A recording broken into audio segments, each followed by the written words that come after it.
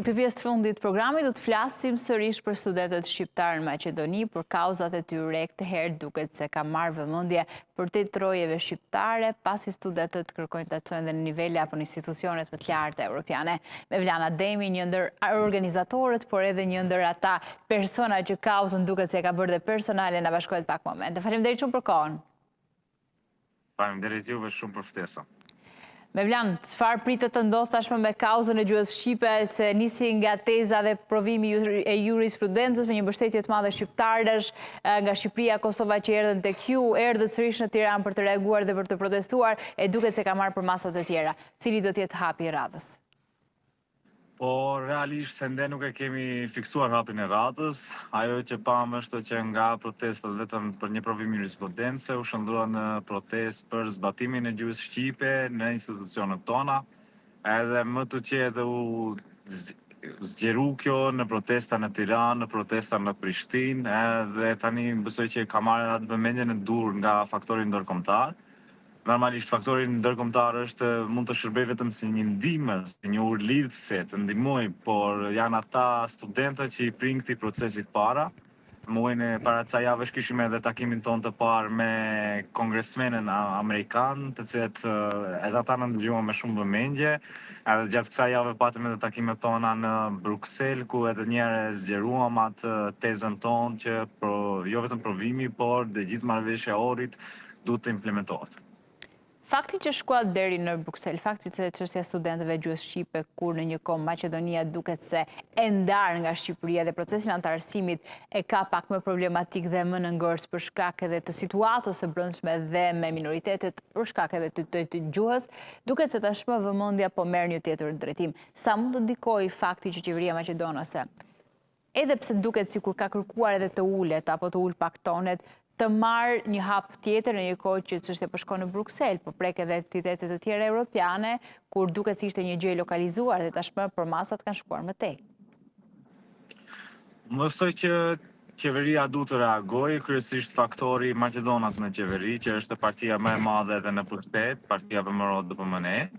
Ajo duhet t'i prik këtij procesit para dhe që ta përmbyll të lë këta temat etnike më që i kemi, se ne shohim që me rikthimin e VMRO-s janë rikthyer përsëri këta temat që kanë qenë paksa edhe të haruara, edhe nga ata gjeneratat para neve i kanë lënë më anësh, por realisht për të patur një Maqedoni të veriut stabile, këta temat nuk duhet vetëm të përmbyllen, por duhet të përmbushen e pastaj të ecim para për një të ardhme evropiane.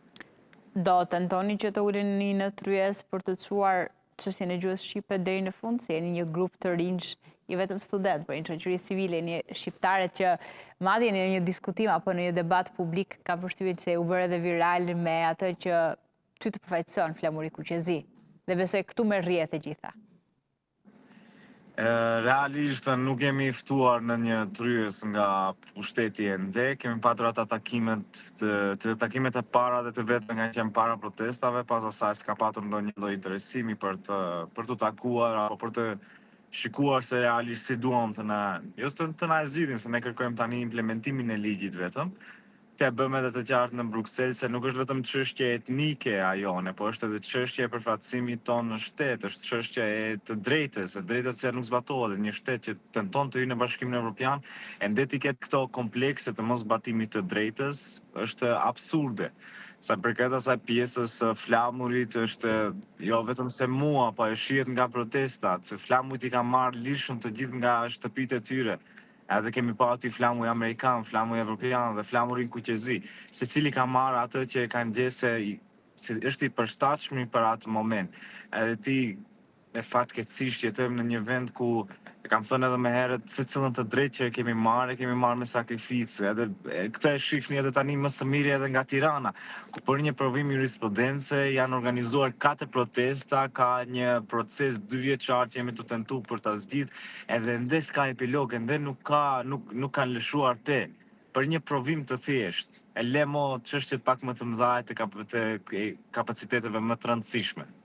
E qartë. Sa i takon politikës, të tani keni edhe deri diku ankesat dhe për partitë politike që nuk ju afrohen, nuk ju gjenden afër, aq për tepër nuk bëhen pjesë e kësaj kauze që është përgjithë, është legjitime dhe është e drejtë vetëm e studentëve, është e gjithëve.